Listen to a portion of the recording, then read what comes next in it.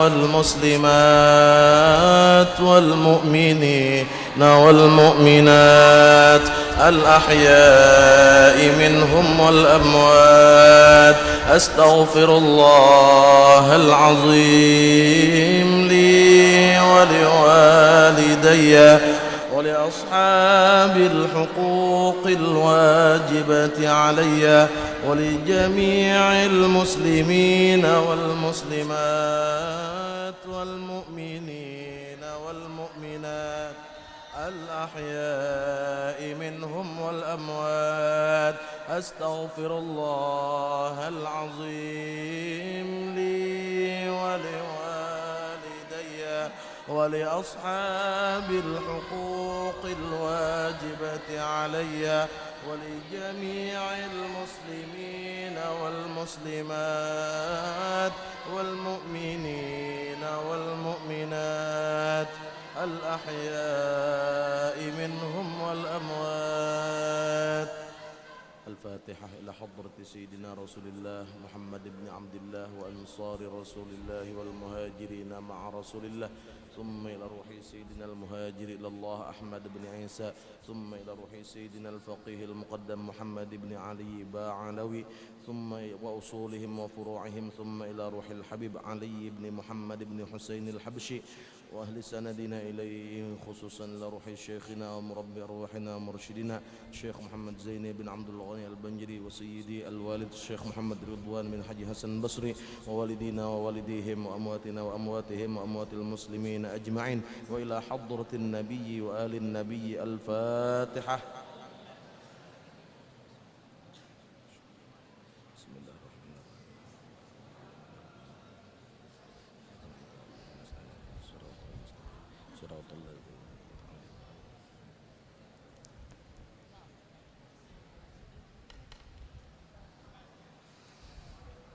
فيا أيها الراجون منه شفاعة صلوا عليه وسلموا تسليما.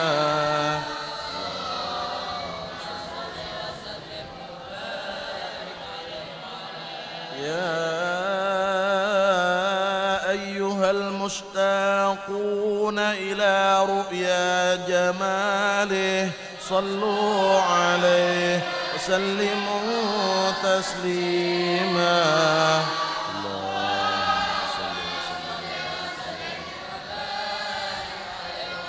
يا من يخطب وصاله يقظة ومناما صلوا عليه وسلموا تسليما.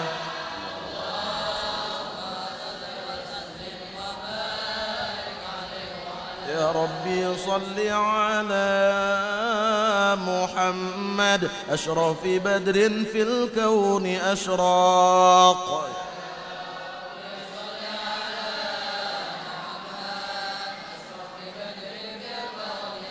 يا ربي صل على محمد أكرم داع يدعو إلى الحق.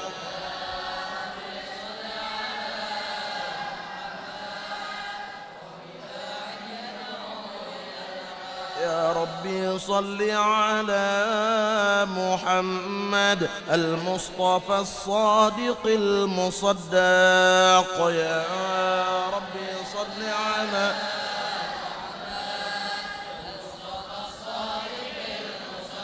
يا ربي صل على محمد أحلى الورى منطقا وأصداق. يا ربي صل على محمد يا ربي صل على محمد أفضل من بالتقى تحقق.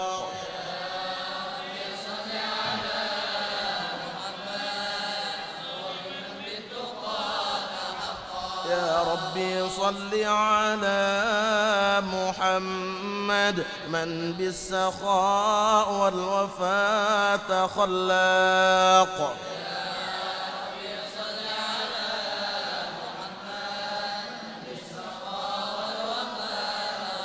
يا ربي صل على محمد واجمع من الشمل ما تفرق.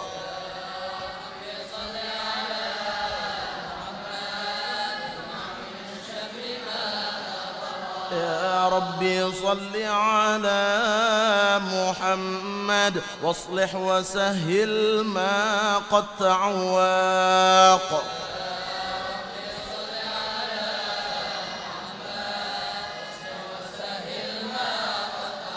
يا ربي صل على محمد وافتح من الخير كل مغلاق.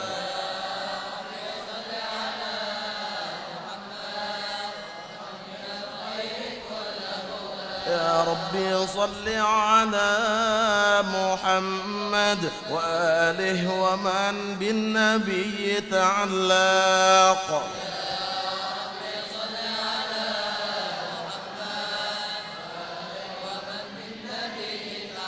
يا ربي صل على محمد وآله ومن للحبيب يعشاق.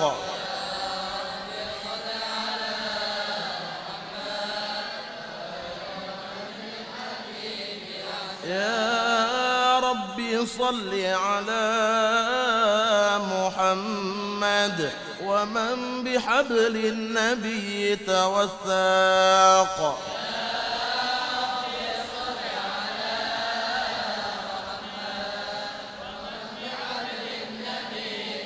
يا ربي صل على محمد يا ربي صل عليه وسلم.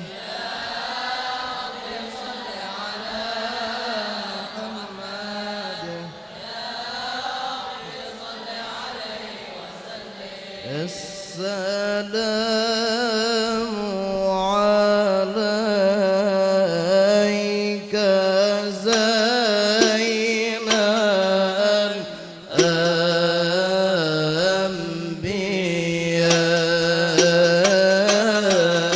الأنبياء. السلام عليك.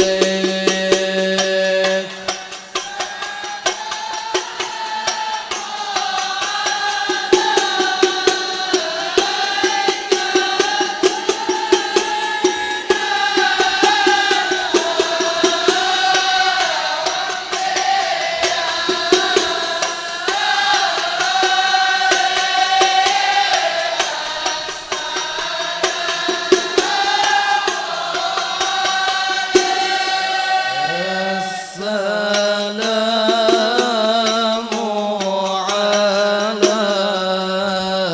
عليك أحمد يا حبيبي.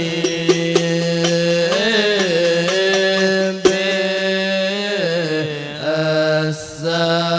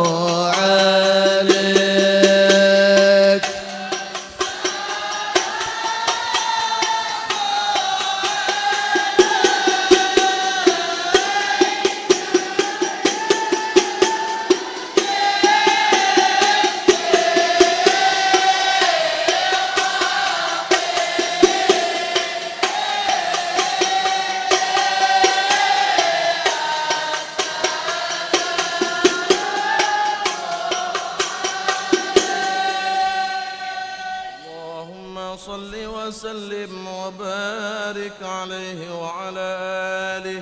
أعوذ بالله من الشيطان الرجيم. لقد جاءكم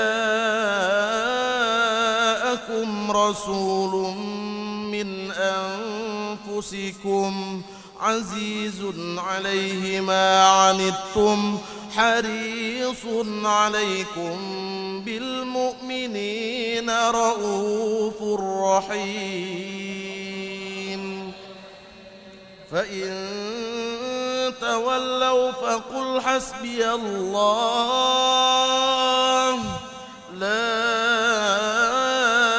إله إلا هو عليه توكلت وهو رب العرش العظيم. إن الله وملائكته يصلون على النبي يا أيها الذين آمنوا صلوا عليه وسلموا تسليما. اللهم صل وسلم وبارك عليه وعلى آله. بسم الله الرحمن الرحيم. الحمد لله القوي سلطانه الواضح برهانه المبسوط في الوجود كرمه وإحسانه تعالى مجده وعظم شانه. خلق الخلق لحكمة وطوى عليها علمه وبسط لهم من فائض المنة ما جرت به في أقداره القسمة. فأرسل إليهم أشرف خلقه وأجل عبيده رحمة تعلقت إرادته الأزلية بخلق هذا العبد المحبوب. فانتشرت آثار شرفه في عوالم الشهادة والغيوب. فما أجل هذا المن الذي تكرم به المنان وما أعظم هذا الفضل الذي برز من حضرة الإحسان. صورة كاملة ظهرت في هيكل محمود فتعطرت بوجودها أكناف الوجود وطرزت برد العوالم بطراز التكريم. اللهم صل وسلم أشرف الصلاة والتسليم على سيدنا ونبينا محمد الرؤوف الرحيم.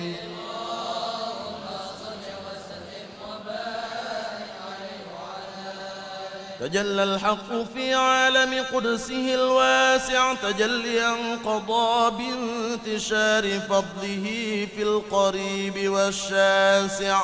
فله الحمد الذي لا تنحصر أفراده بتعداد ولا يمل تكراره بكثرة ترداد. حيث أبرز من عالم الإمكان صورة هذا الإنسان ليتشرف بوجوده الثقلان وتنتشر أسراره في الأكوان. فما من سر اتصل به قلب منيب إلا من سوابغ فضل الله على هذا الحبيب.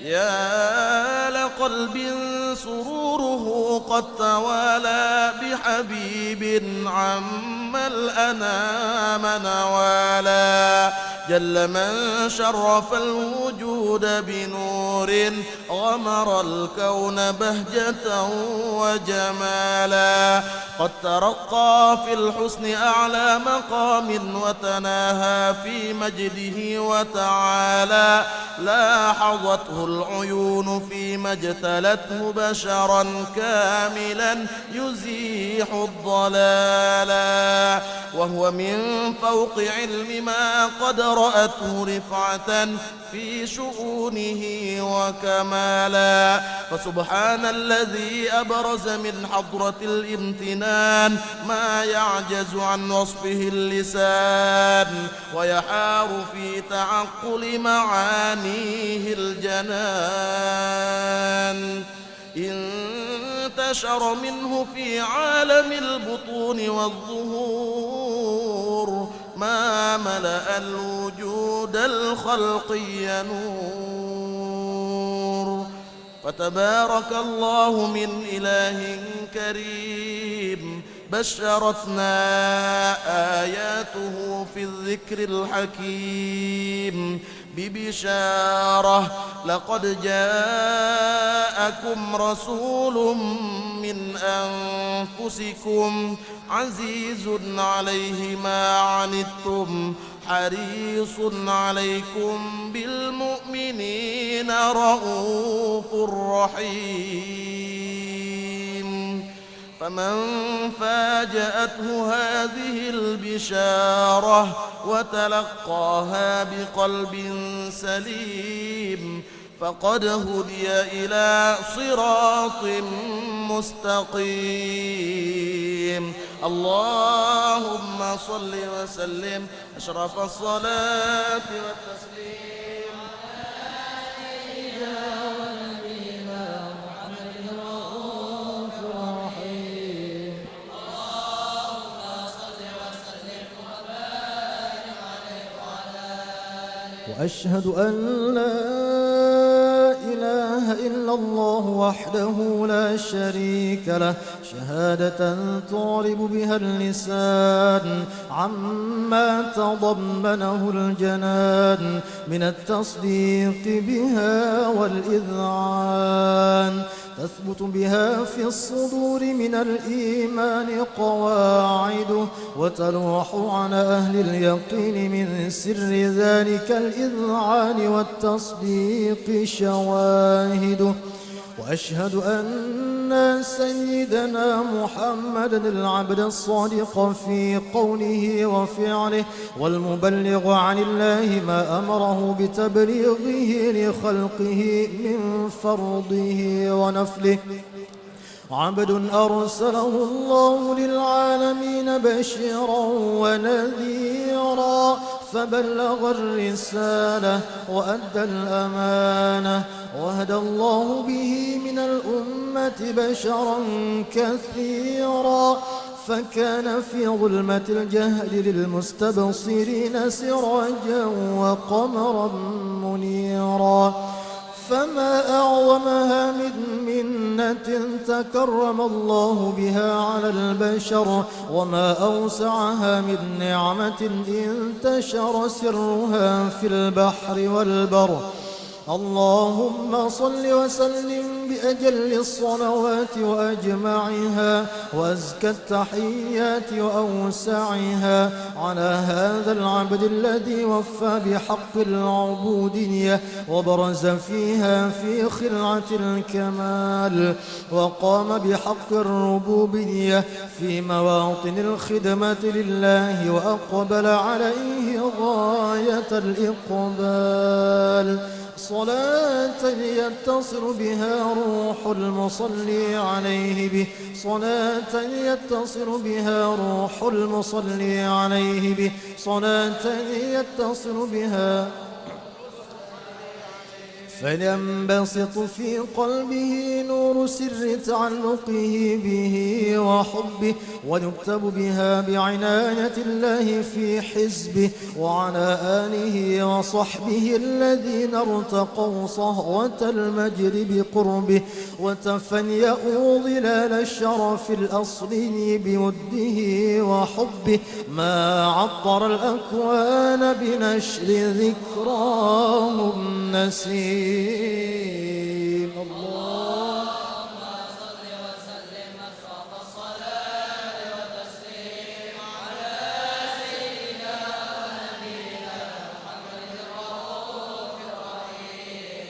اللهم صل وسلم وبارك عليه وعلى آله. أما بعد، فلما تعلقت إرادة الله في العلم القديم بظهور أسرار التخصيص للبشر الكريم بالتقديم والتكريم، نفذت القدرة الباهرة بالنعمة الواسعة والمنة الغامرة، فانفلقت بنيضة التصوير في العالم المطلق الكبير عن جمال مشهود بالعين، حاول لوصف الكمال المطلق والحسن التام والزين، فتنقل ذلك الجمال الميمون في الأصلاب الكريمة والبطون، فما من صلب ضمه إلا وتمت عليه من الله النعمة، فهو القمر التام الذي يتنقل في بروجه ليتشرف به موطن استقراره وموضع خروجه، وقد قضت الأقدار الأزلية بما قضت وأظهرت من سر هذا النور ما أظهرت، وخصصت به من خصصت، فكان مستقره في الأصلاب الفاخرة والأرحام الشريفة الطاهرة، حتى برز في عالم الشهادة بشرا لا كالبشر، ونورا حير الأفكار ظهوره وبهر، فتعلقت همة الراقم لهذه الحروف بأن يرقم في هذا القرطاس ما هو لديه من عجائب ذلك النور معروف. وإن كانت الألسن لا تفي بعشر معشار أوصاف ذلك الموصوف تشويقا للسامعين من خواص المؤمنين، وترويحا للمتعلقين بهذا النور المبين، وإلا فأنا تعرب الأقلام عن شؤون خير الأنام، ولكن هزني إلى تدوين ما حفظته من سير أشرف المخلوقين، وما أكرمه الله به في مولده من الفضل الذي عم العالمين، وبقيت رايته في الكون منشورة على مر الأيام والشهور والسنين، داعي التعلق بهذه الحضرة الكريمة ولاعي التشوق إلى سماع أوصافها العظيمة، ولعل الله ينفع به المتكلم والسامع، ولعل الله ينفع به المتكلم والسامع، ولعل الله ينفع به المتكلم والسامع، فيدخلان في شفاعة هذا النبي الشافع، ويتروحان بروح ذلك النعيم.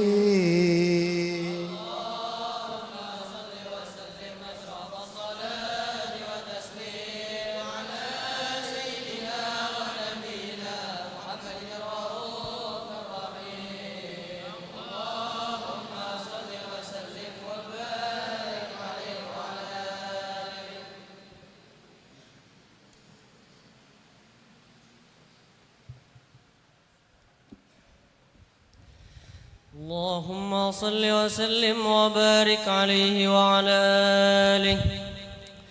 وقد آن للقلم أن يخط ما حركته فيه الأنامل مما استفاده الفهم من صفات هذا العبد المحبوب الكامل وشمائله التي هي أحسن الشمائل. وهنا حسن أن نثبت ما بلغ إلينا في شأن هذا الحبيب من أخبار وآثار، ليتشرف بكتابته القلم والقرطاس وتتنزه في حدائقه الأسماع والأبصار. وقد بلغنا في الأحاديث المشهورة أن أول شيء خلقه الله هو النور المودع في هذه الصورة. فنور هذا الحبيب أول مخلوق برز في العالم، ومنه تفرع الوجود خلقا بعد خلق فيما حدث وما تقادم. وقد أخرج عبد الرزاق بسنده عن جابر بن عبد الله الأنصاري رضي الله عنهما قال: قلت يا رسول الله بأبي وأمي أخبرني عن أول شيء خلقه الله قبل الأشياء. قال: يا جابر إن الله خلق قبل الأشياء نور نبيك محمد صلى الله عليه وسلم من نوره. وقد ورد من حديث أبي هريرة رضي الله عنه أنه قال: قال رسول الله صلى الله عليه وسلم: كنت أول النبيين في الخلق وآخرهم في البعث. وقد تعددت الروايات بأنه أول الخلق وجودا وأشرفهم مولودا.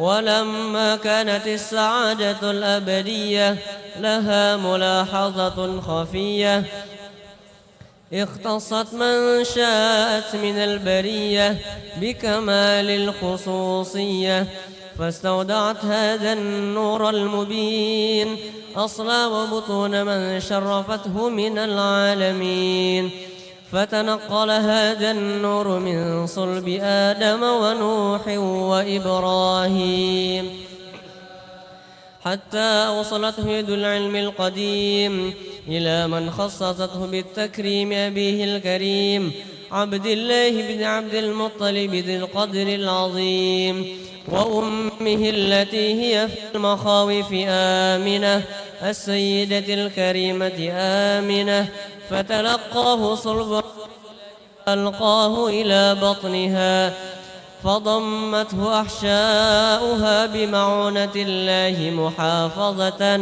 على حق هذه الدرة وصونها، فحملته برعاية الله كما ورد عنها حملا خفيفا لا تجد له ثقلا ولا تشكو منه ألما ولا عللا، حتى مر الشهر بعد الشهر من حمله وقرب وقت بروزه إلى عالم الشهادة لتنبسط على أهل هذا العالم فيوضات فضله وتنتشر فيه آثار مجده الصميم.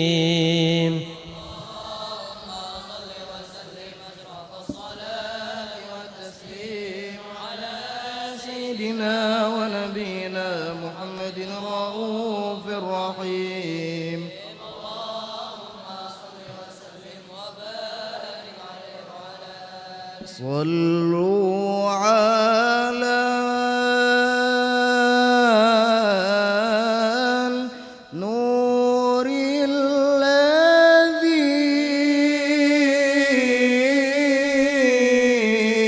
عرج السماء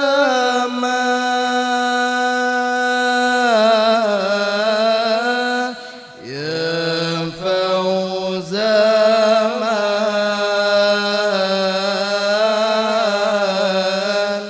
يا فوز من صلى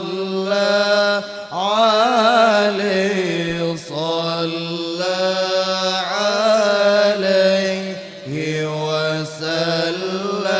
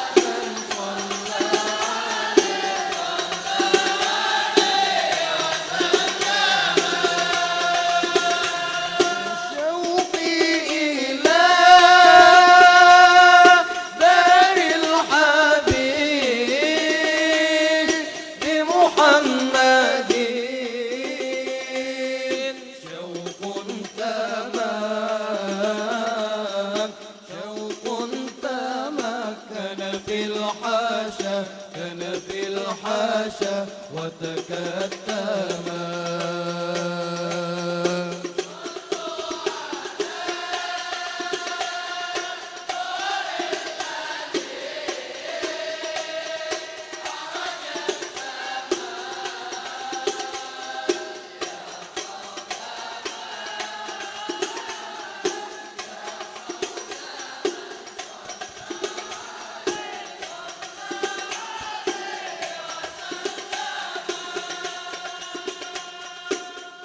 اللهم صل وسلم وبارك عليه وعلى آله.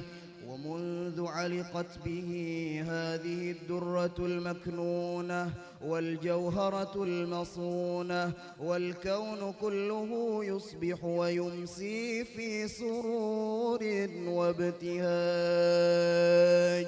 بقرب ظهور إشراق هذا السراج، والعيون متشوفة إلى بروزه متشوقة إلى التقاط جواهر كنوزه. وكل دابة لقريش نطقت بفصيح العبارة معلنة بكمال البشارة. وما من حامل حملت في ذلك العام إلا أتت في حملها بغلام من بركات وسعادة هذا الإمام.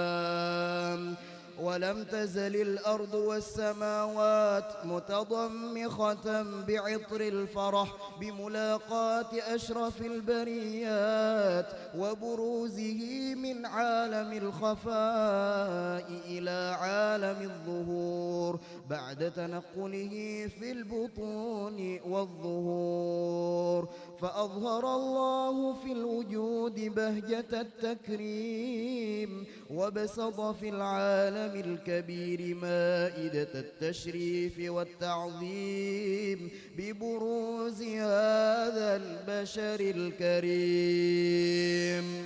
اللهم صل وسلم أشرف الصلاة والتسليم على سيدنا ونبينا محمد الرؤوف الرحيم.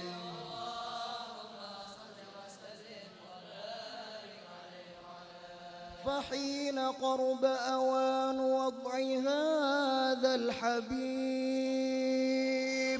أعلنت السماوات والأرضون ومن فيهن بالترحيب، وأمطار الجود الإلهي على أهل الوجود تثج، وألسنة الملائكة بالتبشير للعالمين تعج. سبحان الله والحمد لله لا إله إلا الله والله أكبر. سبحان الله والحمد لله والله أكبر. سبحان الله والحمد لله. والقدرة كشفت قناع هذا المستور ليبرز نوره صلى الله عليه وآله وسلم كاملا في عالم الظهور نورا فاق كل نور. وأنفذ الحق حكمه على من أتم الله عليه النعمة من خواص الأمة أن يحضر عند وضعه أمة تأنيسا لجنابها المسعود ومشاركة لها في هذا السماط الممدود. فحضرت بتوفيق الله السيدة مريم والسيدة آسية ومعهما من الحور العين من قسم الله له من الشرف بالقسمة الوافية. فأتى الوقت الذي رتب الله على حضوره وجود هذا المولود، فانفلق صبح الكمال من النور عن عمود، وبرز الحامد المحمود مذعنا لله بالتعظيم والسجود. صلى الله محمد صلى الله عليه وسلم صلى الله على محمد صلى الله عليه وسلم صلى الله على محمد يا ربي صل وسلم أشرق البدر علينا وقد بدر التمام مثل حسنه ما رأينا في العراقين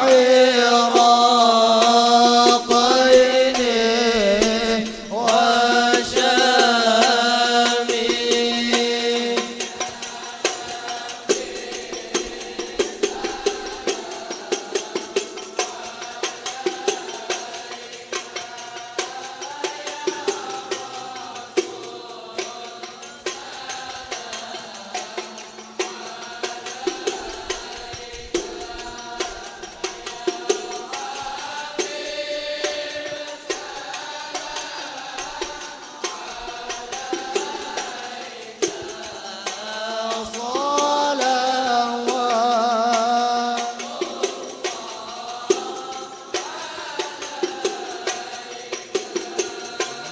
ربي فاجعل مجتمعنا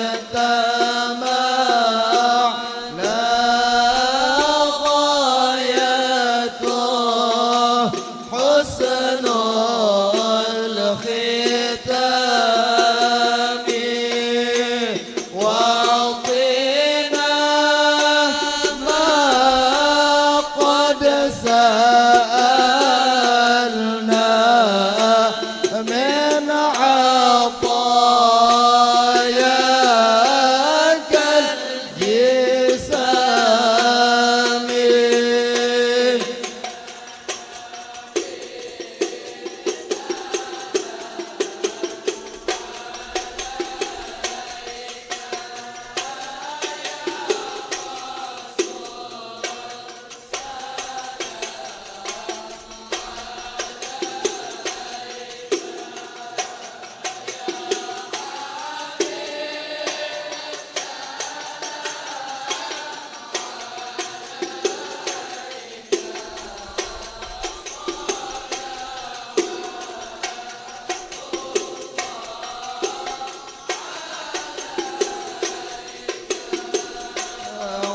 وكرم الأرواح منا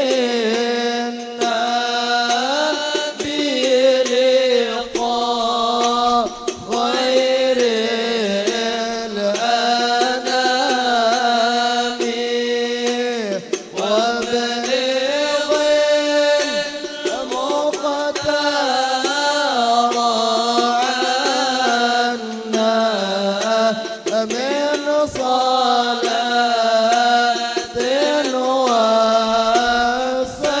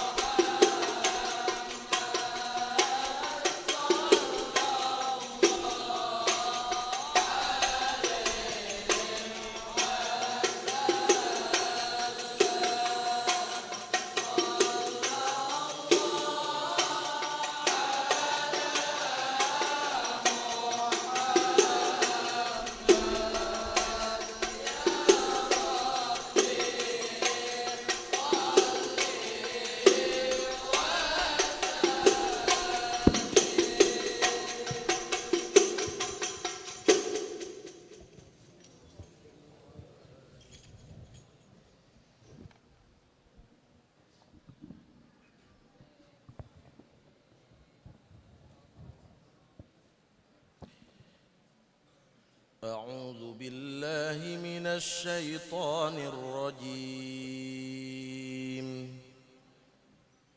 بسم الله الرحمن الرحيم.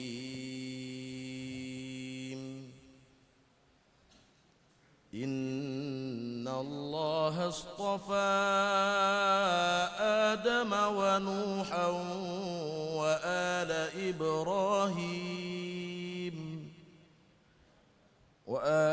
إبراهيم وآل عمران على العالمين ذرية بعضها من بعض والله سميع عليم.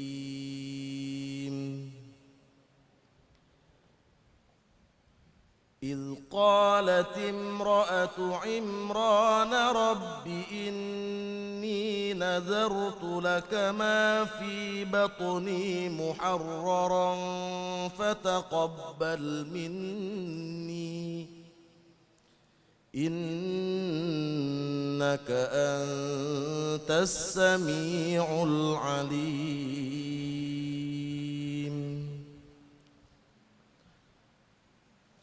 فلما وضعتها قالت رب إني وضعتها أنثى والله أعلم بما وضعت وليس الذكر كالأنثى وإني سميتها مريم وإني أعيذها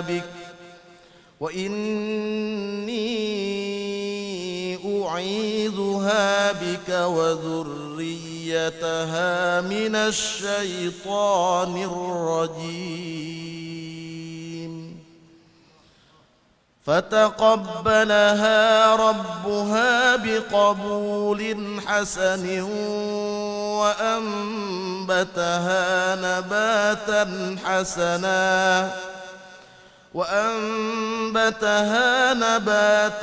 حسنا وكفلها زكريا كلما دخل عليها زكريا المحراب وجد عندها رزقا قال يا مريم أنى لك هذا قالت هو من عند الله إن الله يرزق من يشاء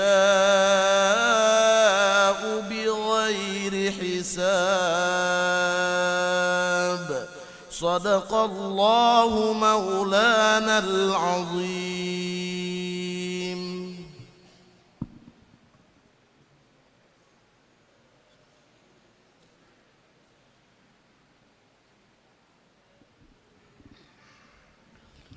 بسم الله الرحمن الرحيم. الحمد لله رب العالمين. اللهم صل وسلم على سيدنا محمد وعلى آله وصحبه أجمعين. أما بعد،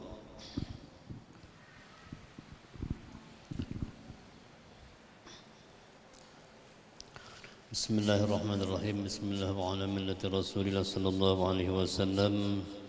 يا غلام سميتك ما سمك الله في الأزل محمد توفيق الحكيم بن أحمد سفيان بارك الله. سميتك ما سمك الله في الأزل محمد توفيق الحكيم بن أحمد سفيان بارك الله. سميتك ما سمك الله في الأزل محمد توفيق الحكيم بن أحمد سفيان بارك الله بارك الله بارك الله واجعله من بر الله الصالحين.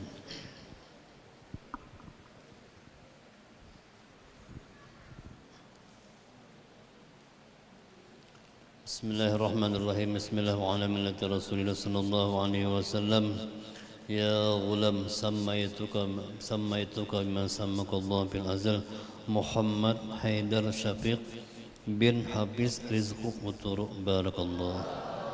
Sammaytuka ma samakallah bil azal Muhammad Haidar Syafiq bin Hafiz rizqu uturu barakallah barakallah barakallah waj'alnahu min ibadillahi salihin. Al-Fatihah. Bismillahirrahmanirrahim. Alhamdulillahirabbil alamin arrahmanir rahim maliki yaumiddin. Iyyaka na'budu wa iyyaka nasta'in ihdinas siratal mustaqim siratal ladzina an'amta 'alaihim ghairil maghdubi 'alaihim waladdallin. Amin. Bismillahirrahmanirrahim. Alhamdulillahi rabbil alamin. Allahumma salli wa sallim ala sayyidina Muhammadin wa ala alihi wa sahbihi ajma'in. Allahumma ya Allah ya Rahman ya Rahim ya Hayyu ya Qayyum ya Dzal Jalali wal Ikram ya Badi as-samawati wal ard ya ilahana wa ilaha kulli syai'in ilahu wahida nas'aluka an taj'ala Muhammad Taufiq Hakim bin Ahmad Sufyani wa Muhammad Haidar Syafiq bin Habis rizqu uturu بارين لك وبارين إلى رسولك وبارين لوالديهما اللهم اجعلهما بارين لك ولرسولك ولوالديهما اللهم اجعلهما بارين لك ولرسولك ولوالديهما نعيذها بالواحد الصمد من شر كل ذي حسد ربنا هب لنا من أزواجنا وذريتنا قرة أعين واجعلنا للمتقين إماما ربنا آتنا في الدنيا حسنة وفي الآخرة حسنة وقنا عذاب النار وصلى الله على سيدنا محمد وعلى آله وصحبه وسلم والحمد لله رب العالمين.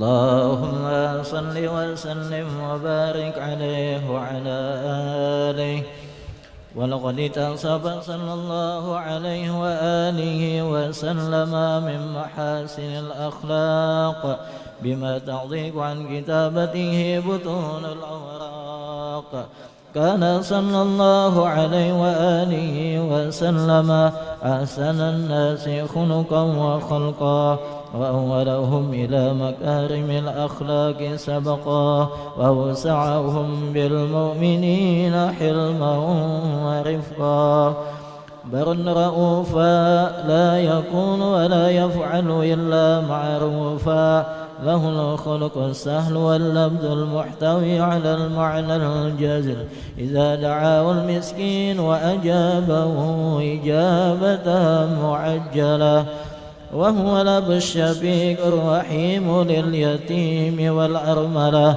وله مع سهولة أخلاق الهيبة القوية التي ترتعد منها فرائس الأقوياء من البرية ومن نشر ضيبه تعطرت الطرق والمنازل وبعرب ذكره تضيبت المجالس والمحافل فهو صلى الله عليه وآله وسلم جامع الصفات الكمالية والمنفرد في خلقه وخلقه بأشرف خصوصية فما من خلق في البرية محمود إلا وهو مطلق عن زين الوجود أجملت بوصف الحبيب وشانه وله العلاء في مجده ومكانه أوصى بعز قد تعالى مجدها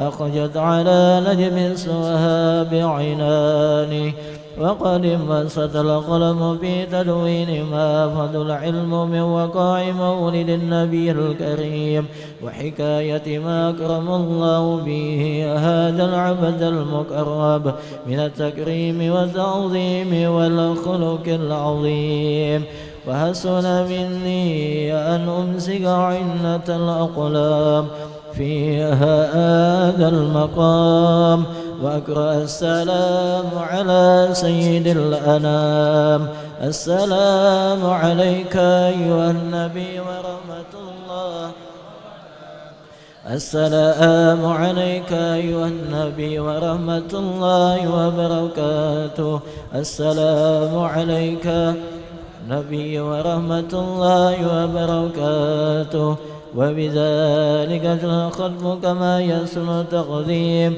وعليه أفضل الصلاة والتسليم اللهم صل وسلم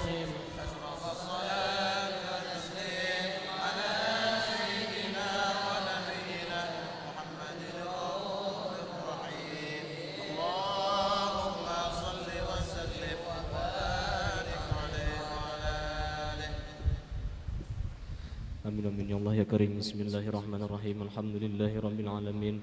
Allahumma salli wa sallim ala sayyidina Muhammadin fil awwalin. Allahumma salli wa sallim ala sayyidina Muhammadin fil akhirin. Allahumma salli wa sallim ala sayyidina Muhammadin fi kulli waqtin wa hin. Allahumma salli wa sallim ala sayyidina Muhammadin fil mala'il a'la ila yaumiddin. Allahumma salli wa sallim ala sayyidina Muhammadin wa ala alihi wa sahbihi ajma'in. ولما نظم الفكر من ضراري الأوصاف المحمدية عقودا توجهت إلى الله متوسلا بسيدي وحبيبي محمد صلى الله عليه وسلم أن يجعل سعي فيه مشكورا وفعلي فيه محمودا وأن يكتب عملي في الأعمال المقبولة وتوجهي في التوجهات الخالصة والصلات الموصولة اللهم يا من إليه تتوجه الآمال فتعود ظافرة وعلى باب عزته تحت الريحان فتغشاها منه الفيوضات الغامرة نتوجه إليك بأشرف الوسائل لديك سيد المرسلين عبدك الصادق الأمين سيدنا محمد الذي عمت رسالته العالمين أن تصلي وتسلم على تلك الذات الكاملة مستودع أمانتك وحفيظ سرك وحامل راية دعوتك الشاملة الأب الأكبر المحبوب لك والمخصص بالشرف الأفخر في كل موطن من مواطن القرب ومظهر قاسم إمدادك في عبادك وساكك أوسي رشادك لأهل ودادك سيد القونين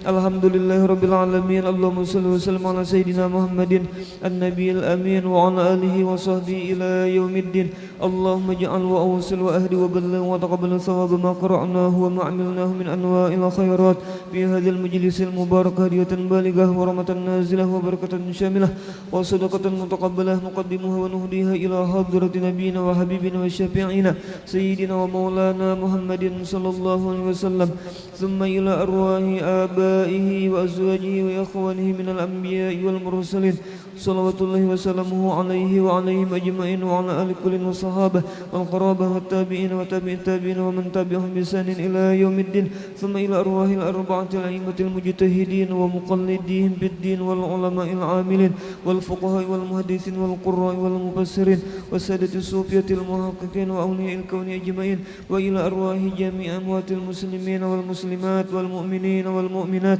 khususan ila ruhi as-sayyid Syekh As-Sayyid Muhammad bin Abdul Karim As-Saman Al-Madani wa khalifatihi maulana Syekh Muhammad Ar-Rasyid bin Abdullah Kalampayan Al-Banjari wa Syekh Sa'aduddin Muhammad Taib bin Mufti Muhammad As'ad Taniran wa Datu Ahmad bin Mufti Muhammad As'ad Balimau wa Syekh Muhammad Kashful Anwar bin Haji Ismail Al-Banjari wa Syekh Muhammad Syaruni Abdan Bangil wa Syekh Muhammad Salman Muya wa Salman Jalil ثم إلى أرواح جميع مشايخنا ومعلمينا وأساتذنا في المعهد دار السلام مرتپورا ثم إلى روح شيخنا ومربي أرواحنا ومرشدنا العالم العلامة العارف بالله الشيخ محمد زين بن عبد الغني Al-Banjari sekumpul Wahajah Juwairiyah binti Haji Sulaiman wa Tuan Guru Haji Athaillah bin Tuan Guru Haji Abdul Qadir wa Tuan Guru Haji Muhammad Arifin bin Tuan Guru Haji Athaillah wa Tuan Guru Haji Ahmad Mawardi bin Tuan Guru Haji Muhammad Arifin wal Habib Zain Zainuddin bin Al-Habib Abu Bakar As-Sagaf Musa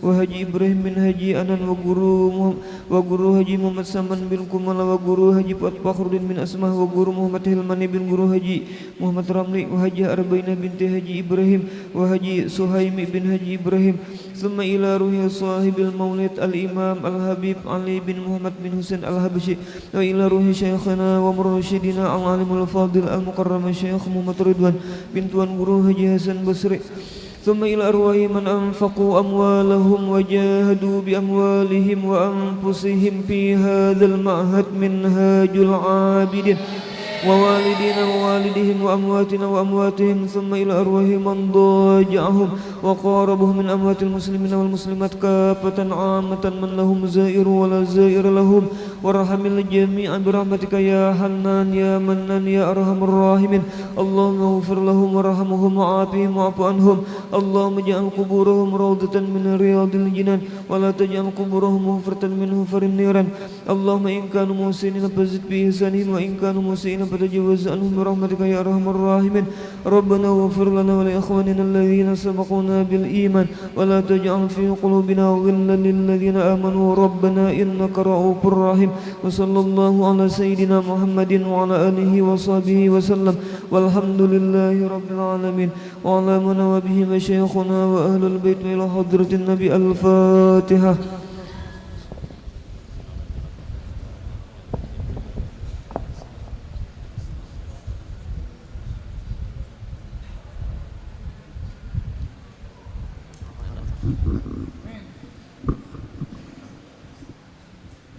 آمين الله. بسم الله الرحمن الرحيم. الحمد لله رب العالمين. اللهم صل وسلم على سيدنا مولانا محمد الأمين وعلى آله وصحبه أجمعين. اللهم صل وسلم على سيدنا محمد الفاتح لما أغلق والخاتم لما سبق ناصر الحق بالحق والهادي إلى صراطك المستقيم وعلى آله بقدره مقدار العظيم صلاة تفتح لنا باب الرضا والتيسير وتغلق عنا بها وبالشر والتعسير وتقول لنا بها ولي ونصير أنت ولي المولى فنعم المولى ونعم النصير. اللهم اجعلنا أولادنا وذرياتنا وتلاميذنا من العلماء العاملين ودعاة المخلصين وغير النبيين وزمدين برحمتك يا أرحم الراحمين. ربنا تقبل منا إنك أنت السميع العليم تب علينا إنك التواب الرحيم. وصلى الله على سيدنا محمد وسلم بحق يا ربي بالمصطفى بلغ مقاصدنا واغفر لنا ما مضى وسع كرمي يا ربي بالمصطفى بلغ مقاصدنا واغفر لنا وسع الكرم يا ربي بالمصطفى بلغ مقاصدنا واغفر لنا يا واسع الكرم. وصلى الله على سيدنا محمد. واخر دعوانا الحمد لله رب العالمين.